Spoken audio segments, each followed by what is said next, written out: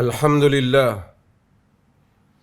nahmaduhu wa nasta'inuhu wa nastaghfiruh wa na'udzu billahi min shururi anfusina wa min sayyiati a'malina. Man yahdihillahu fala mudilla lahu wa man yudlil fala hadiya lahu. Ashhadu an la ilaha illallah wahdahu la sharika lahu wa ashhadu anna Muhammadan abduhu wa rasuluh. Allahumma salli wa sallim ala habibina sayyidina Rasulillah wa ala alihi wa sahbihi wa man tabi'ahu wa nasarahu wa wala.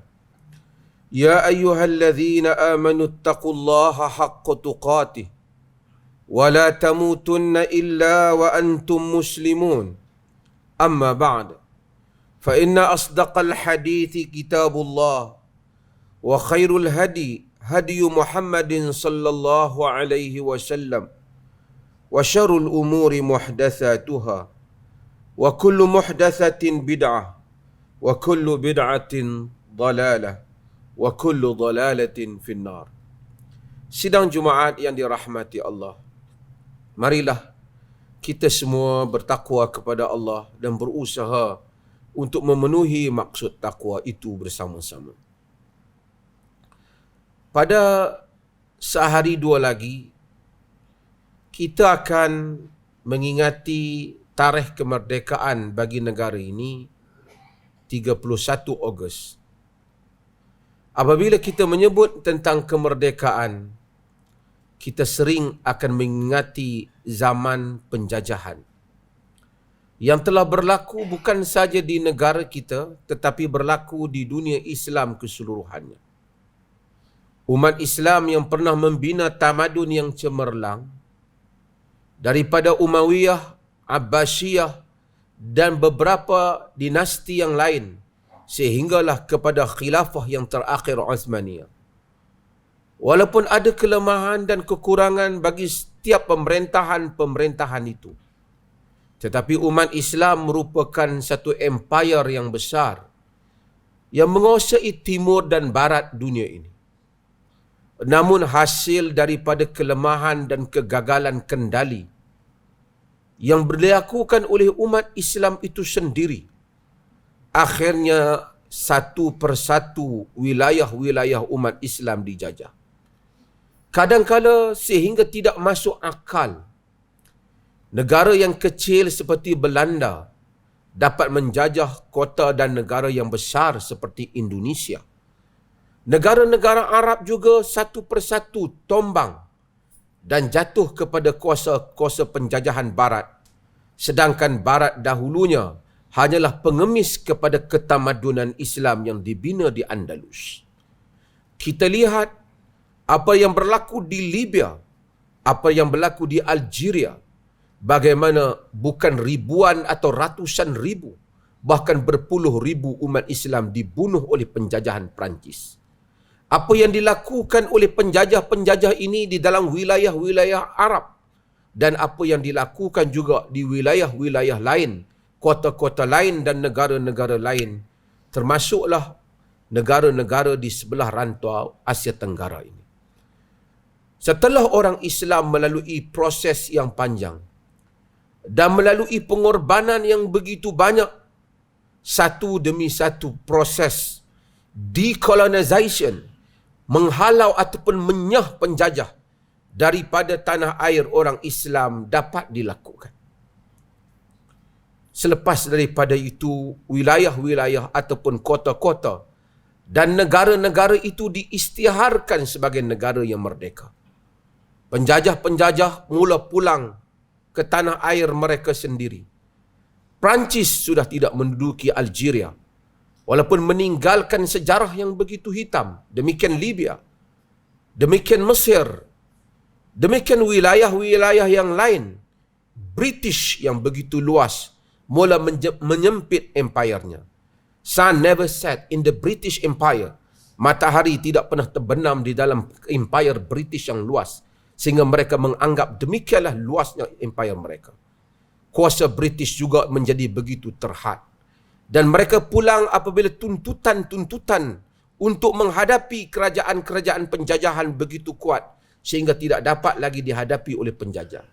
Ada yang menuntut secara kekerasan dan ada yang melalui tekanan politik dan perundingan yang dilakukan oleh umat Islam. Selepas berlaku kemerdekaan, umat Islam memula mengurus sendiri negara-negara mereka. Alhamdulillah. Namun, kadangkala yang menjadi duka cita kepada kita umat Islam, negara-negara yang diuruskan oleh orang Islam sendiri sepatutnya jauh lebih baik daripada penjajah. Jauh lebih teratur dan maju daripada penjajah. Tetapi ternyata kadangkala kemunduran meliputi ataupun merangkul negara-negara yang ditinggalkan oleh penjajah. Antara sebabnya, dalam kesempatan khutbah kita ini, dua hal. Hal yang pertama ialah kerana kelemahan pemimpin-pemimpin yang menguruskan negara ataupun negeri orang Islam itu sendiri. Jika kita membaca di dalam Al-Quran menyebut inna khaira man istajart al-qawiyul amin. Sebaik-baik orang yang kau ambil bertugas, bekerja, ialah yang kuat, yang berkeupayaan dan yang amanah. Kadangkala tidak berkeupayaan walaupun ada amanah. Kadangkala tidak amanah walaupun ada keupayaan. Dan kadangkala tidak ada kedua-duanya sekali. Dan itulah yang berlaku dalam dunia Islam. Ada pemimpin tidak berkeupayaan. Apa yang dirancang tidak menjadi. Orang lain sudah 1000 langkah melangkah ke hadapan. Masih lagi perancangan di negeri dan negara orang Islam mundur ke belakang. Tidak dapat merealisasikan impian. Hanya dapat mengangkat slogan. Umat Islam tidak dapat bersaing dengan orang lain di pentas kemajuan. Pemimpin yang tidak kuat, tidak berupaya menguasai umat Islam, negeri dan negara orang-orang Islam. Sehingga akhirnya kita lihat jika Omar Abdul Aziz 2 tahun lebih memerintah, membuktikan kemajuan negara sehingga tidak ada orang yang layak menerima zakat. Bertahun-tahun memerintah dan mengurus orang Islam, tidak ada kemajuan yang dapat dilihat oleh umatnya, bahkan untuk dilihat oleh orang lain. Kedua yang lebih mendukacitakan ialah apa yang disebut oleh Allah Azza wa Jalla tidak menjadi kenyataan kepada orang Islam. Allah menyatakan tentang penindasan yang berlaku dalam dunia umat Islam dan terhadap orang Islam. Wala yansurannallaha man yansuruh. Innallaha laqawiyyul aziz. Alladzina immakkannahum fil ard aqamus salah wa atawuz zakah wa amaru bil ma'ruf wa nahaw 'anil munkar walillahi 'aqibatul umur. Benar-benar Allah akan menolong orang-orang yang menolong agamanya. Sesungguhnya Allah Maha Kuat lagi Maha Bijaksana. Orang-orang yang kami berikan kedudukan menguasai muka bumi, mereka itu mendirikan sembahyang, mengeluarkan zakat, menegakkan yang ma'ruf dan mencegah yang mungkar. Menegakkan yang ma'ruf, yakni menegakkan segala kebaikan, dan mencegah kemungkaran. Kepada Allah lah kembali segala urusan. Negara-negara yang ditakbir oleh orang Islam selepas daripada era penjajahan, kadangkala korupsinya, rasuah dan penyalahgunaan kuasa lebih buruk daripada apa yang dilakukan oleh penjajah. Jika penjajah itu menyedut harta negara-negara yang dijajah, dibawa pulang kepada negaranya tanda kesetiaannya kepada raja dan pemerintahan negara mereka yang asal. Para koruptor menyedut harta rakyat mereka sehingga memiskinkan negara mereka sendiri. Maka juta-juta, ratusan juta, bilion-bilion harta dimakan oleh seseorang, dirinya dan keluarganya. Sehingga negara-negara orang Islam menjadi tidak berkeupayaan untuk melangkah ke hadapan. Dimakan oleh mereka yang kononnya umat sendiri. Dan ini adalah merupakan bala yang menimpa negara orang Islam sekalipun seringkali kita meraihkan hari kemerdekaan di setiap negara-negara orang Islam.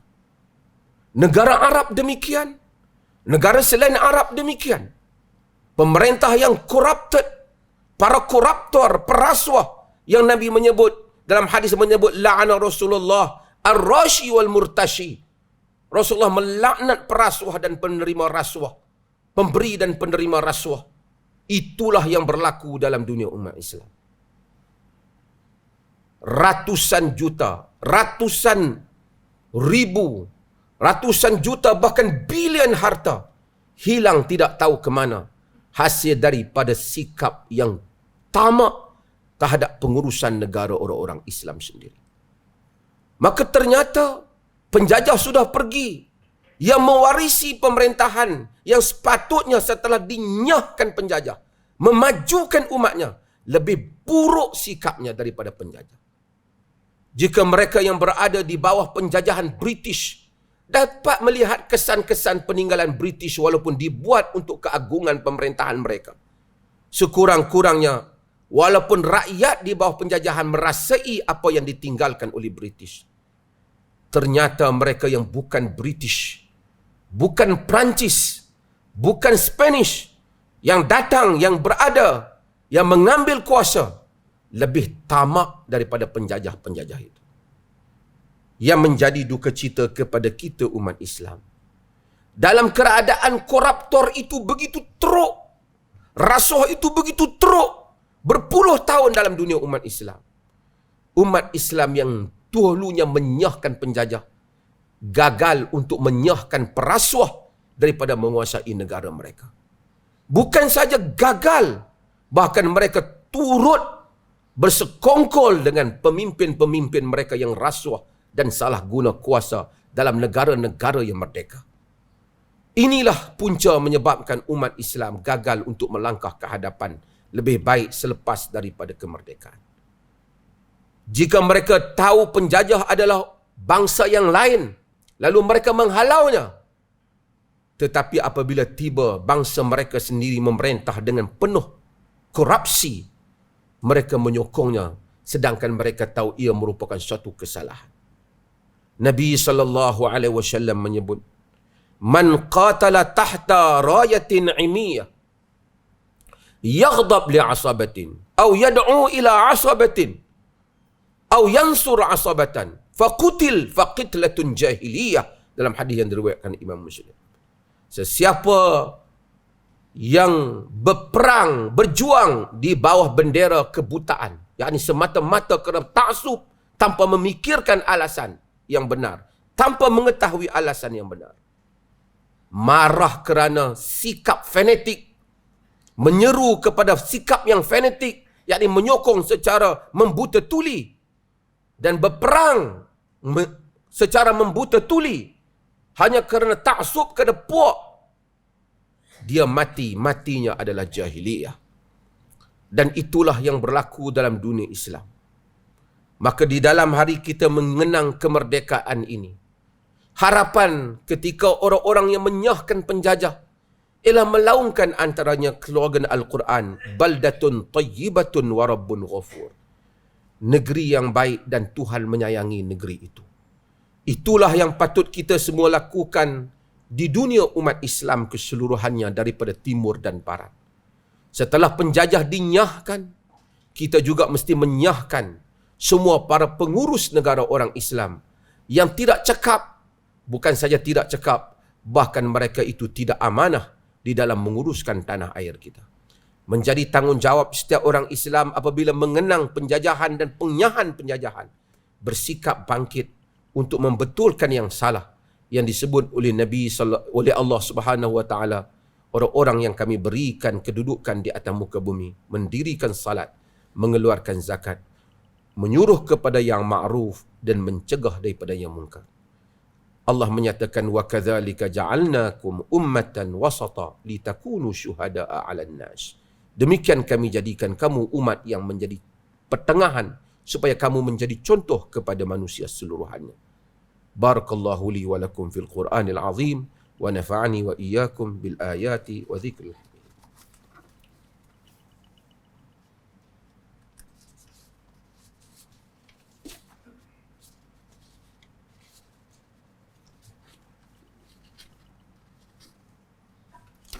Alhamdulillah. Alhamdulillahi wahdah. Ashhadu an la ilaha illallah wa ashhadu anna Muhammadar Rasulullah. Allahumma salli wa sallim wa barik ala Muhammad wa ala ali Muhammad. Amma ba'd. Faya ayyuhal ikhwatul mu'minun, usikum wa nafsi bitaqwallah wa tazawwadu fa inna khaira zadi taqwa.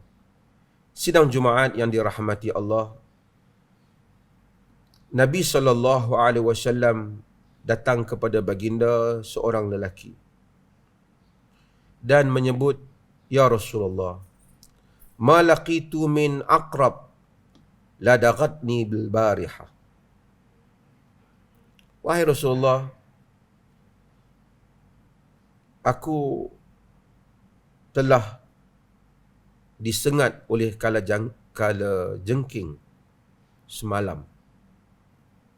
Nabi SAW kata ke dia, Lau qulta hina amsait, a'udhu bi kalimatillahi tammati min syarri ma khalaq. Jika engkau menyebut apabila engkau berpetang, ataupun apabila sampai waktu petang, iaitu sebelum malam kau nak tidur, a'udzu bikalimatillahi tammati min syarri ma khalaq. Aku berlindung dengan kalimah Allah yang sempurna dari segala kejahatan apa yang diciptakan, yang dia ciptakan, yang Allah ciptakan. Nescaya kata Nabi, lam tadurrak, nescaya ia tidak memberikan mudarat kepadamu. Ini adalah antara sunnah Nabi SAW apabila kita pergi ke suatu tempat ataupun pada waktu petang, malam, membaca a'udzu bikalimatillahi tammati min syarri ma khalaq. Aku berlindung dengan kalimah-kalimah Allah yang sempurna dari kejahatan apa yang diciptakan. Dan ia merupakan kalimat yang mudah tetapi memberikan manfaat yang besar untuk menghalang daripada bahaya-bahaya yang kita tidak jangka, seperti binatang bisa dan kesakitan-kesakitan yang lain. Mudah-mudahan kita dapat mengamalkan sunnah ini, iaitu ringan di mulut kita tetapi berat dengan penuh harapan kita memohon pada Allah, a'udzu bikalimatillahi tammat min syarri ma khalaq. Innallaha wa malaikatahu yusalluna 'alan nabi. Ya ayyuhalladzina amanu sallu 'alaihi wa sallimu taslima. Sesungguhnya Allah dan para malaikatnya berselawat ke atas Nabi. Maka wahai orang-orang yang beriman, hendaklah kamu berselawat dan salam ke atas Nabi. Allahumma salli ala Muhammad wa ala ali Muhammad. Kama sallaita ala Ibrahim wa ala ali Ibrahim. Wa barik ala Muhammad wa ala ali Muhammad. Kama barakta ala Ibrahim wa ala ali Ibrahim. Fil alamin innaka hamidun majid. Allahumma ghafiril muslimina wal muslimat. Wal mu'minina wal mu'minat. Al ahya minhum wal amwat. Innaka sami'un qaribun mujibud da'wat wa qadiyal hajat. Ya Allah, ampunilah seluruh kaum muslimin sama ada yang hidup ataupun yang telah mati. Ya Allah, berikanlah petunjuk hidayah serta rahmat-Mu kepada kami sekalian hamba-hamba-Mu dan kepada pemimpin-pemimpin kami, terutama Raja Pemerintah Negeri Perlis, Tuanku Syed Sirajuddin Ibnu Almarhum Tuanku Syed Putra Jamalul Lain, dan Raja Muda Perlis Tuanku Syed Faizuddin Putra Ibni Tuanku Syed Sirajuddin Jamalul Lain, serta kaum kerabat baginda, supaya sentiasa beramal dengan kitab-Mu dan sunnah Nabi Muhammad SAW. Dan Engkau lanjutkanlah usia baginda berdua di dalam keadaan selamat, sihat sejahtera, dan semoga dengan kesihatan yang baik yang telah Engkau kurniakan kepada baginda berdua, terlaksananya pemerintahan yang adil lagi diredai oleh-Mu. Ya Rahman, Ya Rahim, kami memohon kepadamu dengan segala kerendahan diri sebagai hamba-Mu. Engkau indahkanlah akhlak kami, Engkau baiki pergaulan antara kami. Engkau peliharalah kami daripada penyakit lemah, malas, berpemikiran dangkal dan buruk budi pekerti. Ya Rahman, Ya Wadud, Engkau baikilah keluarga kami, anak isteri kami, saudara mara kami dan jiran tetangga kami dan seluruh mereka yang kami kasihi. Engkau jadikanlah kami umat yang mempunyai ketinggian akal dan budi, mempunyai minda yang unggul di dalam menguruskan kehidupan dan menjadi teladan yang baik kepada umat yang lain. Ya Allah, Engkau jauhilah kami daripada bala dan kerosakan. Engkau tambahilah nikmat kepada kami.